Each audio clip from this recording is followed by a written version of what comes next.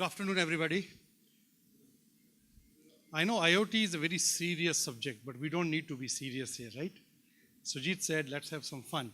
So let me try to make it a bit lighter. IoT, I am a technology guy. I come from a technology background, 20 years. I'm a very big fan of technology, but technology in the right sense, not just for the sake of technology. These three letters, IoT, has been actually confused, misused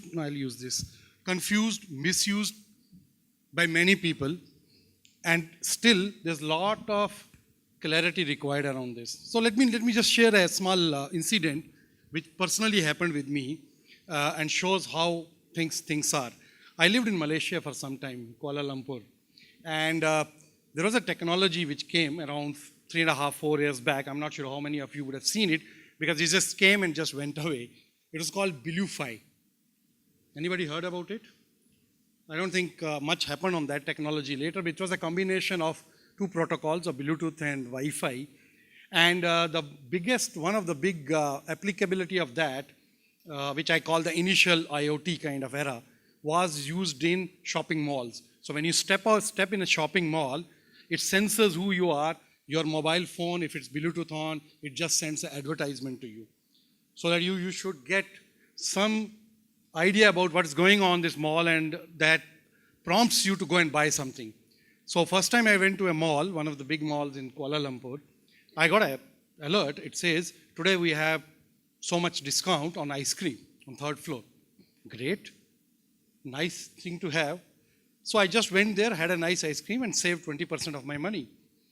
Next time when I went, another advertisement, another purchase, another saving for me. But I realized the futility of it when I went third time. And third time I went to the mall, I stepped in, I got another nice advertisement, this time with a bigger discount, saying 45% discount today on all shaving creams. So what do I do now? The whole idea is, if you are going to deploy technology, IoT, it has to be in a right sense. It's just not for the sake of being there. So for that matter, I want to introduce a concept here called future-ready economies. This is a thought leader concept which we have developed with Harvard University around 2.5 years back, which actually gives a very simple message that to become future-ready, to be ready for digitized global future, there are 3 things you need to worry about, not only one. IoT, we are talking more from an infrastructure side. Networks, sensors, but you have to worry about 2 more facts there. One is the people, one is the process. We talk of so many things. Sumit just talked about garbage, right, in cities, wearing this. So you can put up a nice garbage management system in a city. What if your bins are missing?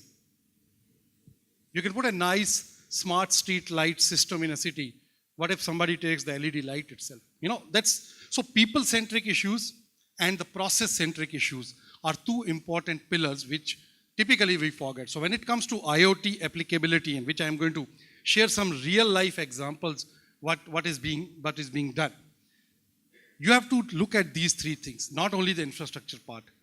Technology is very important. Technology is a very good enabler, but technology cannot do much until you have people respond to that, until you have a process for that, right? Otherwise, it can be like the shaving cream ad. So, innovation, and today's topic is innovation, and there has been a lot of discussion about India, and I think we all should be proud that we have a lot of innovation as our history. But still, we use the word jugaad management.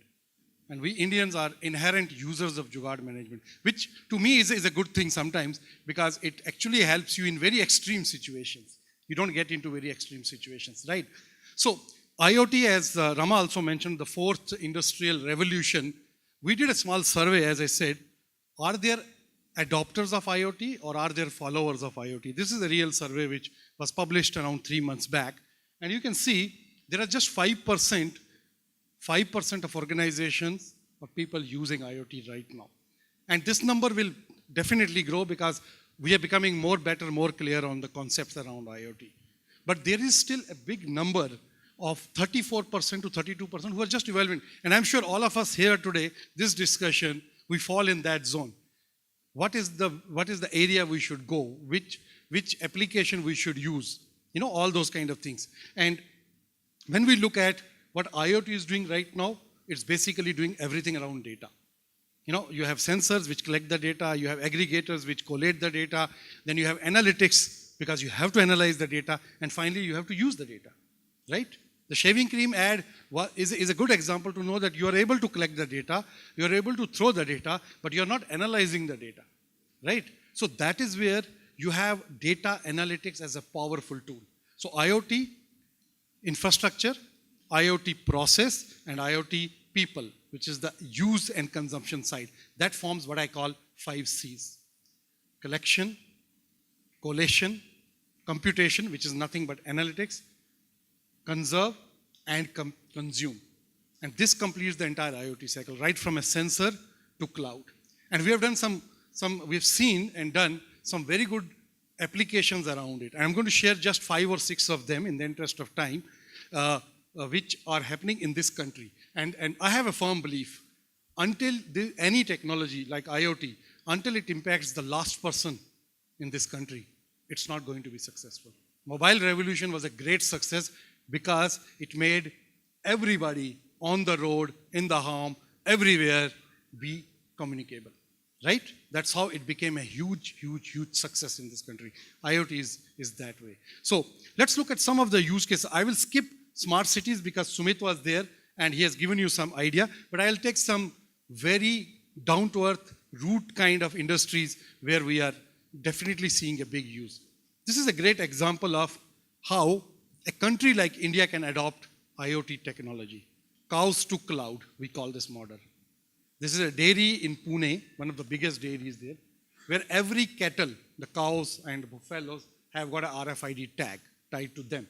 So when they walk from one place to another to get food, when they are taken for milking or whatever, everything is tracked. And then the data goes to cloud through an IoT gateway, what we call, and the cloud has an analytical tool which analyzes the trend, which cow has taken what type of feed, how much milk, and is there a relation between feed and milk, is there a relation between weather, feed and milk. All these trending analysis is done real time.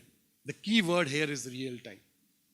And I don't think there can be a better model to explain use of technology in a country like India, where cows on one side and cloud on the other side. That's why we call it cows to cloud model.